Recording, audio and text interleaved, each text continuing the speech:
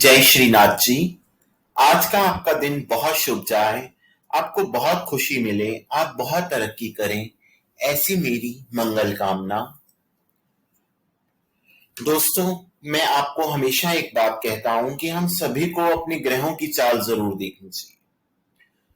कभी ये तेज चलते हैं, कभी उल्टा हो जाते हैं, वक्री हो जाते हैं और उल्टा जवाब दे देते हैं।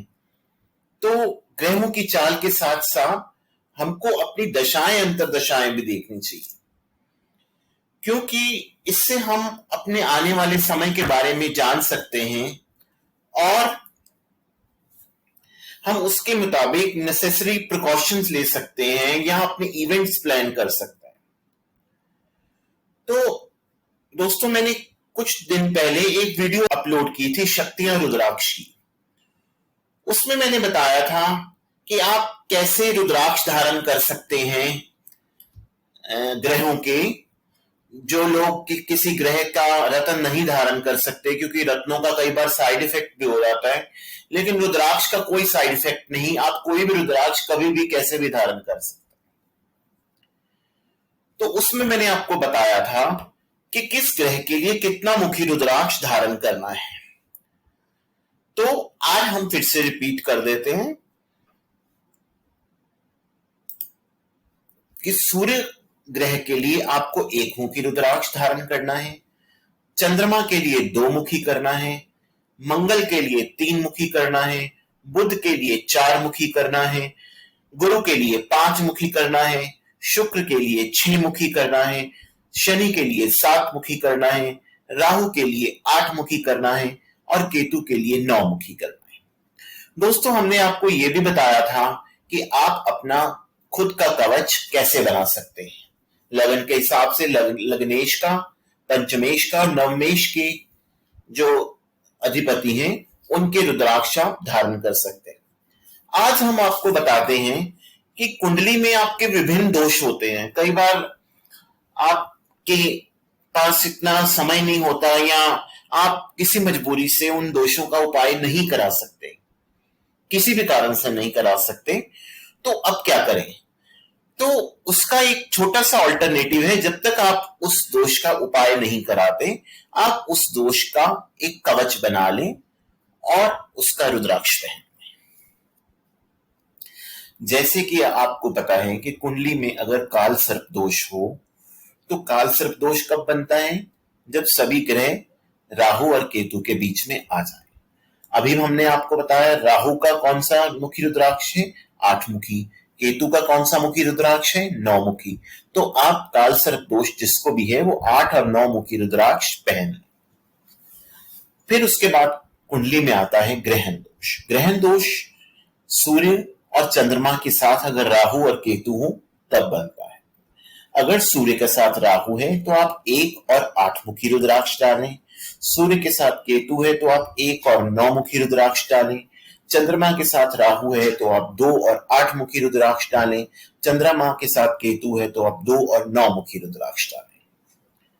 दोस्तों, एक होता है चंडाल दोष, बहुत इसकी चर्चा होती है। गुरु राहु चंडाल दोष बहुत खराब है, आपको पीड़ित करेगा।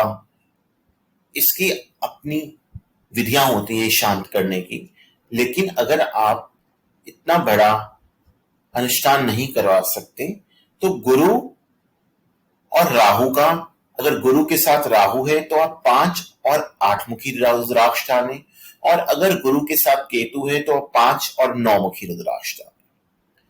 दोस्तों, कई लोगों को मंगल दोष होता है। अगर जन्मपत्री मिला भी लें कई बार फिर भी गृहस्थ ठीक नहीं चलता, तो जिनको मंगल दोष है उनको 3 मुखी रुद्राक्ष धारण कर लेना चाहिए। दोस्तों, एक कुंडली में होता है अमावस दोष। अमावस दोष जब होता है जब सूर्य और चंद्रमा कुंडली में इकट्ठे बैठ जाएं। तो सूर्य का 1 मुखी रुद्राक्ष और चंद्रमा का 2 मुखी रुद्राक्ष धारण कर लें। साथ में हर अमावस को नारायण जी को या शिव जी को आप कुछ आटा, कुछ अन्न दान कराएं। दोस्तों, एक दोष होता है शापित दोष। ज्यादातर शनि और राहु की कॉम्बिनेशन से यह बनता है, और शनि का आपको 7 मुखी और राहु का आपको 8 मुखी रुद्राक्ष डालना है। कई ज्योतिषाचार्यों का मत है, हमारा नहीं है, कि शनि के साथ केतु भी शापित दोष बनाता है, लेकिन अगर आपको वहम है तो आप 7 और 9 मुखी रुद्राक्ष पहन सकते हैं।